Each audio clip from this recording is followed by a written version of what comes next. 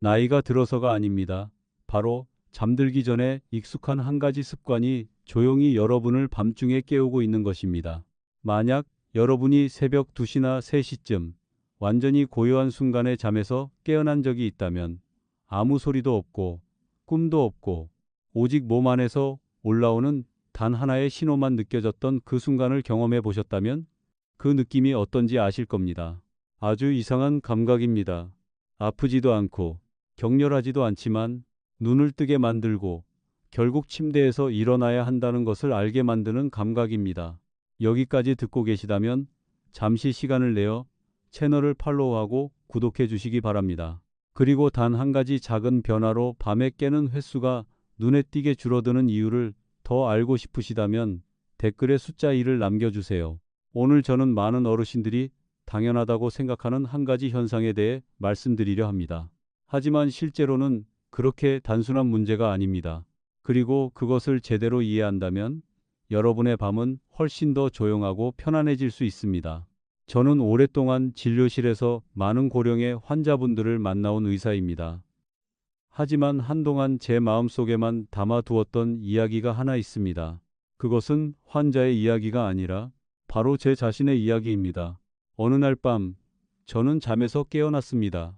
소리 때문도 아니었고 빛 때문도 아니었습니다. 오직 몸 안에서 올라오는 아주 분명한 감각 때문이었습니다. 저는 어둠 속에 가만히 누워 스스로에게 아주 단순한 질문을 던졌습니다. 이제 내가 그 단계에 들어온 걸까? 그 질문은 저를 아프게 하지는 않았지만 저를 멈칫하게 만들었습니다. 처음으로 제 몸이 제가 완전히 통제할 수 없는 방식으로 변하고 있다는 것을 느꼈기 때문입니다.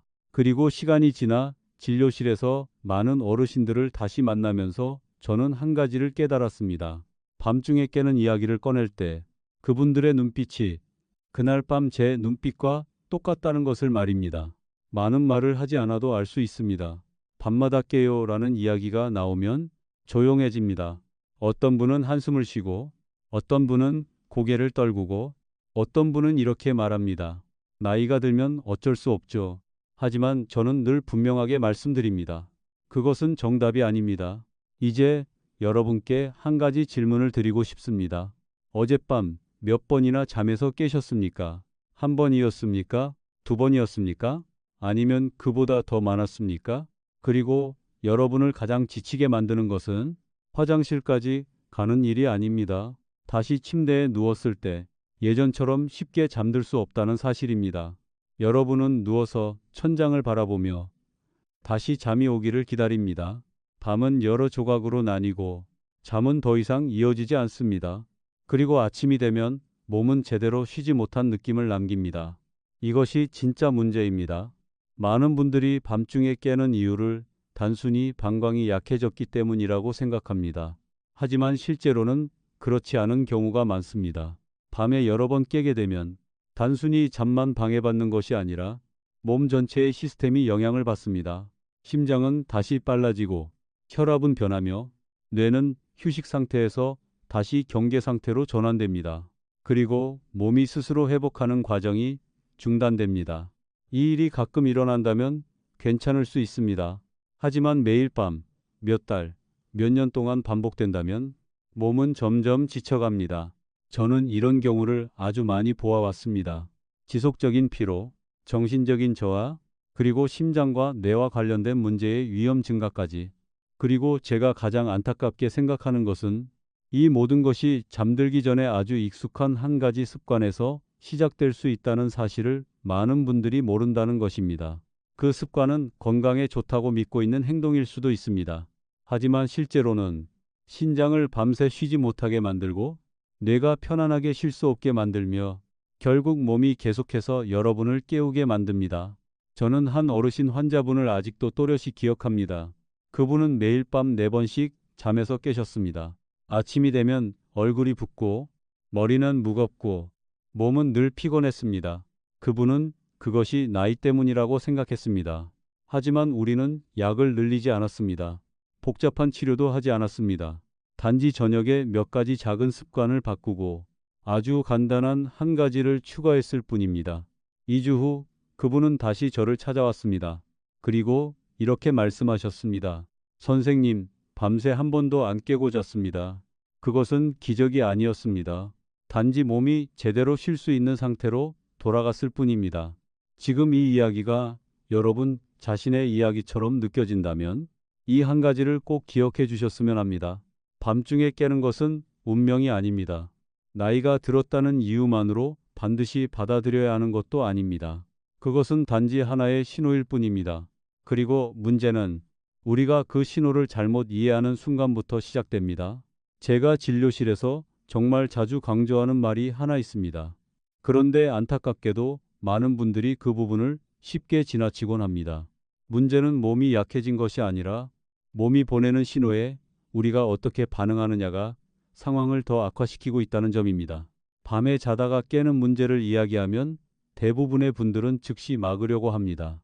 물을 안 마시는 방식으로 막고, 잠을 쉽게 자려고 술을 조금 마시고, 조금이라도 신호가 오면 바로 화장실로 가고, 깊이 자려고 약에 의존합니다. 하지만 문제는 몸은 그런 방식으로 작동하지 않는다는 것입니다. 이 부분을 아주 천천히 설명드리겠습니다. 첫 번째 실수, 그리고 가장 흔한 실수는 바로 저녁에 물을 완전히 끊는 것입니다. 많은 분들이 이렇게 말씀하십니다. 밤에 깨기 싫어서 저녁 먹고 나서는 물을 한 방울도 안 마십니다. 겉으로 보면 매우 합리적으로 들립니다. 하지만 실제로 몸의 반응은 정반대입니다. 몸 안의 수분이 줄어들면 특히 저녁 시간에는 몸이 물을 지켜야 한다는 상태로 전환됩니다. 신장은 소변을 더 강하게 농축하기 시작합니다. 소변은 더 진해지고 그 진한 소변이 오히려 방광을 더 강하게 자극합니다. 방광은 아직 충분히 차지 않았는데도 뇌로 보내는 신호는 더 또렷해집니다. 결국 여전히 잠에서 깨게 됩니다. 오히려 더 빨리 깨는 경우도 있습니다. 실제로 물을 완전히 끊었는데도 매일 밤 두세 번씩 깨는 분들이 많습니다. 그리고 왜 그런지 이해하지 못합니다. 저는 한 어르신을 기억합니다. 그분은 저녁 6시 이후로는 물을 전혀 드시지 않았습니다. 입은 늘 마르고 목은 따끔거렸지만 밤에는 여전히 반복해서 깼습니다. 제가 권한 것은 아주 간단했습니다. 물을 완전히 끊지 말고 시간을 조금 앞당기자는 것이었습니다. 양은 줄이되 조금 더 이른 시간에 드시게 했습니다. 며칠 후 그분은 밤이 훨씬 조용해졌다고 말씀하셨습니다. 이것이 바로 몸의 자연스러운 생리 반응입니다. 줄인다고 해서 항상 줄어드는 것이 아닙니다. 때로는 줄이면 오히려 늘어납니다. 두 번째 실수는 술입니다. 한 잔 정도는 괜찮지 않나요? 잠이 잘 오는데요. 이 질문도 정말 많이 듣습니다. 맞습니다. 술은 잠이 빨리 오게 만들 수 있습니다. 하지만 그 잠은 깊지 않습니다. 그리고 안정적이지도 않습니다. 몇 시간이 지나면 몸은 반대로 반응하기 시작합니다. 술은 소변 생성을 증가시키고 방광을 더 예민하게 만들며 심장 박동을 빠르게 하고 뇌가 휴식 상태를 유지하지 못하게 만듭니다. 그래서 저녁에 술을 드시는 분들은 잠은 빨리 들지만 더 자주 깨게 됩니다. 그리고 한번 깨면 다시 잠들기가 매우 어려워집니다. 아침에 느끼는 피로감도 훨씬 더 무겁습니다. 세 번째 실수는 제가 가장 안타깝게 생각하는 부분입니다. 바로 체념입니다. 이 나이면 다 그렇죠. 주변 사람들도 다 그래요. 이 말은 너무 익숙합니다. 하지만 실제로는 중요한 신호를 놓치는 출발점이 됩니다. 나이가 들었다고 해서 모두가 밤에 여러 번 깨는 것은 아닙니다. 어떤 분들은 여전히 한 번도 깨지 않고 자고 어떤 분들은 한 번만 깨기도 합니다. 차이는 나이에 있는 것이 아닙니다. 매일 쌓여온 습관에 있습니다. 문제를 당연한 것으로 받아들이는 순간 사람은 더 이상 바꾸려 하지 않습니다.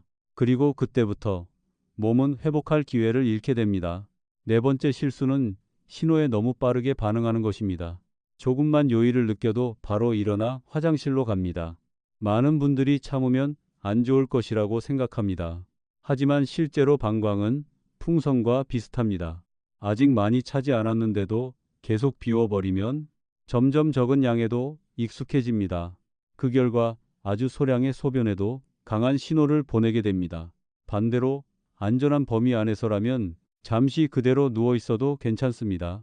천천히 호흡하고 그 감각이 가라앉는 것을 기다리면 방광은 다시 저장하는 능력을 회복하기 시작합니다. 그리고 뇌로 보내는 신호도 덜 급해지게 됩니다. 다섯 번째 실수는 약에 의존하는 것입니다. 저는 약이 필요 없다고 말하는 것이 아닙니다. 필요한 경우도 분명히 있습니다. 하지만 약에만 의존하고 생활 습관을 바꾸지 않으면 효과는 오래가지 않습니다. 약은 잠을 빨리 들게 할 수는 있지만 몸이 스스로 휴식 리듬을 회복하도록 도와주지는 않습니다. 특히 어르신의 경우 일부 수면제는 밤중에 일어날 때 균형을 잃을 위험을 높일 수 있습니다. 이것은 훨씬 더 위험한 문제입니다. 이 모든 것을 함께 보면 이 실수들은 따로 존재하지 않습니다. 서로 연결되어 있습니다. 물을 끊으면 소변이 더 진해지고, 술은 소변량을 늘리고, 체념은 변화를 멈추게 하고, 빠른 반응은 방광을 더 예민하게 만들고, 약은 몸을 의존하게 만듭니다. 그 결과 하나의 반복되는 패턴이 만들어집니다. 밤마다 깨고, 낮마다 피곤하고, 몸은 점점 스스로 조절할 기회를 잃어갑니다. 그래서 저는 항상 이렇게 말씀드립니다. 해결책을 찾기 전에 먼저 잘못된 반응을 멈추는 것이 가장 중요하다고. 몸은 강한 변화가 필요한 것이 아닙니다. 몸은 스스로 균형을 되찾을 기회를 필요로 합니다. 그리고 이 점을 이해하게 되면 아주 중요한 사실 하나가 보입니다. 해결책은 복잡한 데 있는 것이 아니라 몸을 언제, 어떻게 도와주느냐에 달려 있다는 것입니다. 이러한 흔한 실수들을 하나씩 줄여 나가고 나면 대부분의 분들이 다음과 같은 질문을 하십니다. 약 말고 밤에 몸을 편안하게 만드는 방법은 없을까요? 그 답은 놀라울 정도로 단순해서 오히려 믿기 어려울 수 있습니다. 이 원리를 이해하고 나면 그 다음에 해야 할 일은 새로운 방법을 더 찾는 것이 아닙니다. 오히려 아주 사소해 보이는 것들을 정확하게 실천하는 것입니다. 저는 정말 많은 분들을 만나왔습니다. 설명을 들으면 고개를 끄덕이며 이해했다고 말씀하십니다. 하지만 막상 실천을 시작하면 조금씩 바꾸기 시작합니다.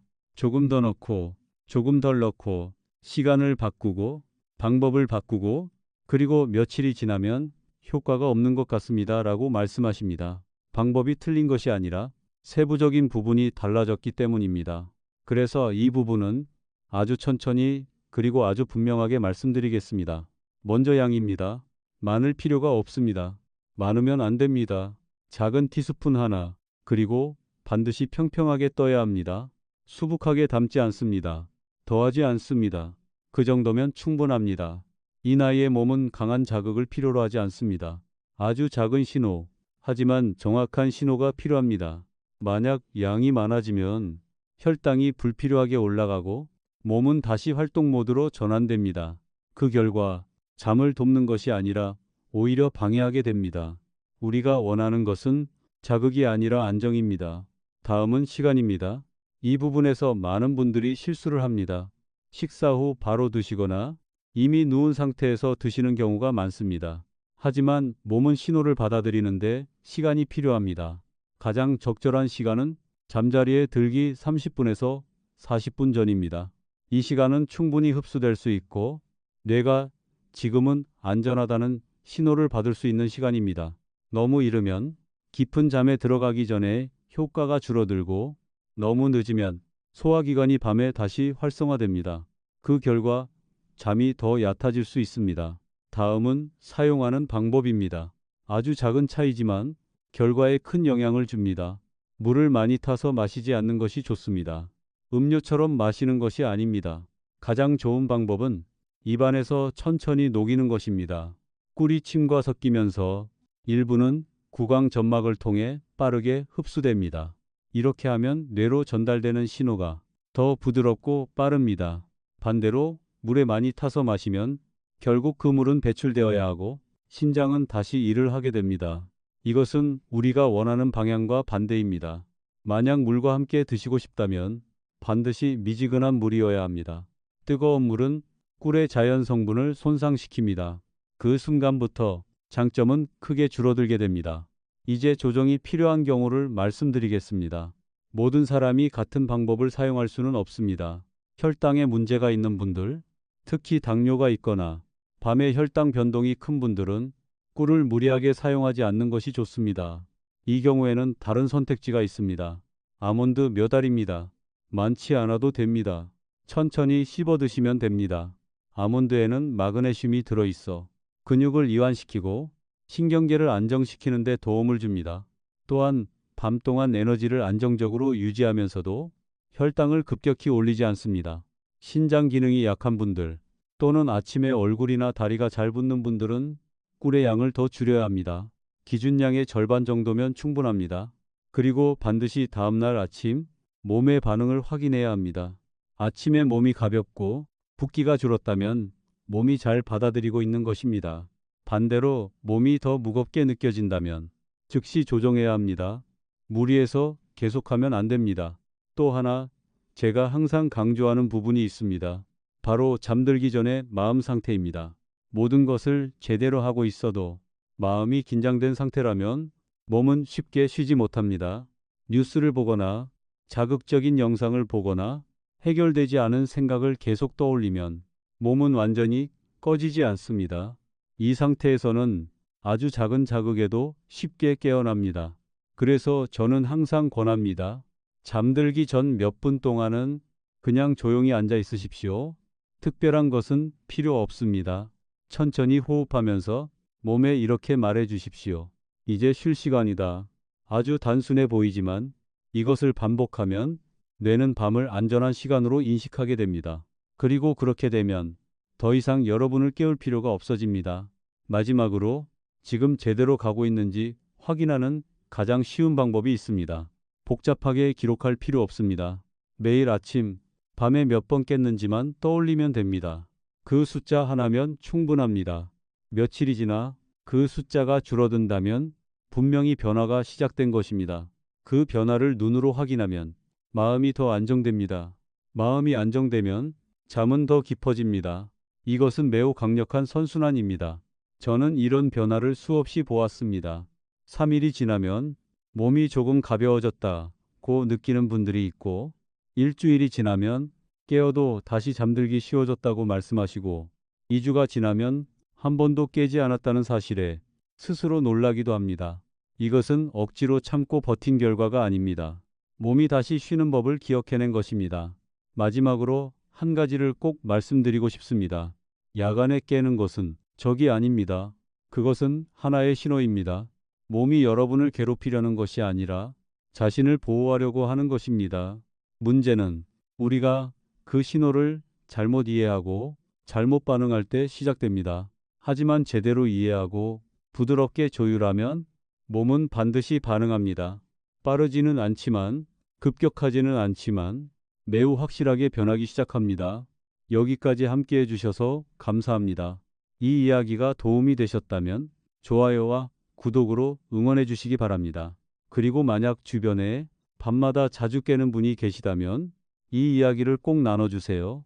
때로는 아주 작은 변화 하나가 오랫동안 기다려온 편안한 밤을 되찾게 해줄 수 있습니다.